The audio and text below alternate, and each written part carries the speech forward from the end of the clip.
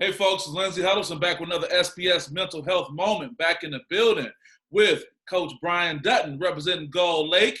And this is a goal to put Gull Lake on the map, as we said, to let you guys know who don't know about the great things that's happening in West Michigan, right outside of Kalamazoo. Bryan, how you doing? Doing well this morning. Thanks for having me. Yeah, definitely. Last time we chatted, we were at Moneyball. You came and sat down over at the booth and got to talk about what was going on, kind of give a overview of what you've been involved in with sports. So now we have a chance to kind of catch up with this COVID-19 quarantine. But why don't you take us back through your season and kind of make us aware of what's happening with Gull Lake basketball? I think at Gull Lake here, we're really trying to get ourselves out there for people to know who we are. And throughout the season, we had, probably one of our best seasons in a long time, the last 10 years. And we built on what we were building from last year. We got that district championship last year. And this year, we just continued to build. And we were back in the district championship.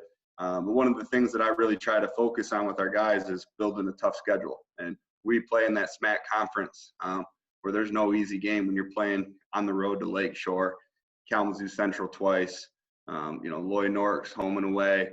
There's a lot of good schools, but then we played at Williamston this past year, got to play Docks, got to play at Otsego, start off our first game, lost in a barn burner there. We're winning all game and lost in the fourth quarter. They have a kid, Woodhands, that's going to Hillsdale. And we just play a really tough schedule, which what I like, we played the Portage Central. It's got that Pig Heart kid. It's pretty tough. We just our schedule. We don't take any game lightly. So it was a successful season for us. Got to that 13. We were going for our 14th win there in the district championship. Going to play Coldwater, and unfortunately, as everyone knows, that kind of stopped there too abruptly. Man, I'm sorry to hear that. Well, for those who don't know, I don't want people to think you're a glutton for punishment. What is the benefit of having a tough schedule? I think just having the guys ready, going into every game with mentality that it's a championship atmosphere every game, or like a district championship game. So that way, the first time that they're in a district championship or we're in the tournament, they're ready for those big tournament-like games or conference championship games. We were a point away from being conference champions, co-conference champions with Kalamazoo Central. Unfortunately, one slipped away. So we just being ready for all those big games, big moments. So when it happens and you're in them, you're ready to go. Yeah. Talk about the transition and what is it like? Do you have a young team? Do you have a relatively older team? And how was it dealing with those tight moments and getting those guys to learn from you? We had a really nice mix. We had 3 sophomores up on varsity who are all back. We have a junior point guard, Caleb Taylor. I think you'll get a chance to speak with him, but he's a heck of an athlete. We have Zach Collard, who's a 6'7" big man, who's junior, coming back for us next year. We'll lose 3 seniors. Zach Peichel is a big guy for us, who's pretty good for us in the starting lineup all year.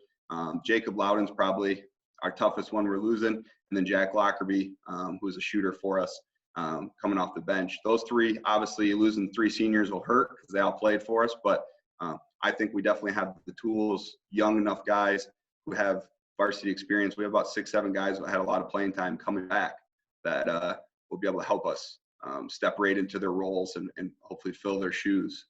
Right, very well. And I look forward to catching up with those other players in the next day. Because this is a mental health moment, what was it like when you were having such a great run and to get the news that probably for most people, they got a call that there were just going to be no fans, and then shortly thereafter, they got the call that it was completely done. What was it like getting that news, and how have you tried to communicate, positively to your athletes since then? For me, it was just it was a shock, obviously for everybody, but I think I felt for those seniors who had been, they worked really hard for us, and I was really proud of the way they were leading our team and buying into what we're trying to do over here. It's tough to get these high school kids to really buy into a culture, and we were having it rolling, and I want to continue that, but just telling them was that was probably really tough. That was probably one of my toughest coaching moments, having to tell them, especially in our group text when you have a player, one of your seniors stepping up and saying, hey, season's not over, still meet at the gym, we're going to practice. kind of gives you that little tingly feeling as a coach, like, man, we got some guys that really want it, but in the back of my mind, it was just really tough to grasp for those guys. For me, I was okay, but I was not okay for the guys, if that makes sense. They wanted it, and that's what you want as a coach, so I wanted it for them, not for me, for them. Right, I get it. Speaking of buying into the culture, probably one of the silver linings in this tragedy of COVID-19 as it relates to people losing their lives is we got to get a little extra insight and got the Last Dance rolling. I know you're a Jordan Brand guy sometimes when you're on the court at Moneyball. Talk about what watching the Last Dance is like for you, and from a player perspective, what has it been like for your players, and what kind of feedback have you got as it relates to them watching the Last Dance? To be honest with you, so I've only watched the first 2 episodes of it. I had a little baby girl here just last Monday. Enough said. But my goal is to binge watch them here. So I was getting into it, and the first 2 were really good. I know the guys really, really like it. I think it's from the stuff that I'm, kind of reading, and I'm trying not to give myself too much, but I know it's just like the last episode. I know it's pretty inspirational. Like I really just even watching the little clip. I wanted to put my shoes on and get out there and play for them. So I get it. But congratulations on the addition to the family. You must be getting away with putting the work off on somebody else. I don't see any bags under your eyes, man. It's been tough. So I'm fortunate to have a great wife that supports what I'm doing full time, and then also coaching basketball. So that's good. That's good. Yeah. When you talk about what you mean to the community, having success with the program and things like that, talk about what inspiration can continue to come from your team and what you've accomplished as it relates to people getting through the COVID-19 pandemic and quarantine. And what does Gull Lake basketball mean to the community right now? I think we really, our basketball, we started really rallying as a family. We call it GL Family, GL Hoops. And guys, I think people are really starting to back what we're doing. We're trying to do all the right things, get them in the community all the time as much as we can. We fed the homeless, went down there with the church, did a bunch of feeding. So we try to do as much as we can. I still have my guys, once a week, they're doing reading to the 3rd and 4th grade over Skype, just like what we're doing right now. Wow. So I have my guys doing that, guys who are returning. And I'm really trying them to commit to, I call it commit to success, not only to basketball, but being a leader in your community and to the kids. And I think that will go far beyond basketball for them, because we all know someday the ball is going to stop bouncing for probably 99% of us. And so to have those tools going with them to college, and me being able to reach out to college coaches saying, these are the things these guys are doing in our community, I think it's a great thing. And I've just been trying to stay touch base with these guys, communicate as much as I can, give them workouts to do, ask them how they're doing, because it's tough. We're all stuck at home. Finally starting to, you see some doors opening a little bit more, but it's definitely been tough for some people. And I think people are going to be excited when we can get back in the gym and going. I took a picture, put it on our Instagram, and said the calm before the storm is the gym empty. And I'm just, I'm fired up for these boys. I think we have a lot of good things going. A lot of young guys really bought in, and that's what it takes, community to back what you're doing.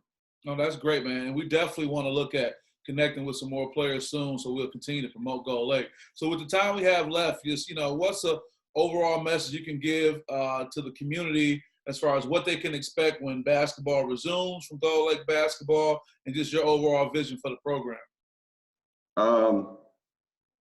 I think what they should expect is just to get back to where, hopefully back to where we're at, getting after it, doing the right things all the time, committing to that success, and everything else will follow. If you're putting your 100% into what you're doing, we have guys that are wanting to do that. I think all the rest will follow for us. And we watched our season, kind of just end there abruptly. And I tell the guys, don't take things for granted. Tell the ones you love when you can that you love them. Anytime you step on the court to play a sport, there's a lot of people who don't get a chance to ever even step on a court. So don't take those things for granted. And they got a real life experience having that happen. Right. A lot of times I'm saying that kind of stuff, and it's like, but now that they've seen it, don't take things for granted. It could be taken away. They've had it taken away from them. That's a long season for high school kids to have something just ripped from them. Yeah, you especially know. when you're a senior too, and you're looking this to be your Mhm. last thing. Well, Brian, I So really appreciate you. I appreciate the relationship we've been able to develop over time, and I definitely look forward to putting a spotlight on Gull Lake. And it's probably not going to be that hard because you guys are doing some great things. So with that, I appreciate you joining me on the SPS Mental Health Moment. And the next thing, people are going to hear from some of your Gull Lake players real soon, and we'll go from there. well, I appreciate you putting us on here, and yeah, I appreciate the relationship, and I'm really excited about having people get to know a little bit more about what we're doing over here. So appreciate that. No problem, man. I appreciate you, and look to talk to you guys.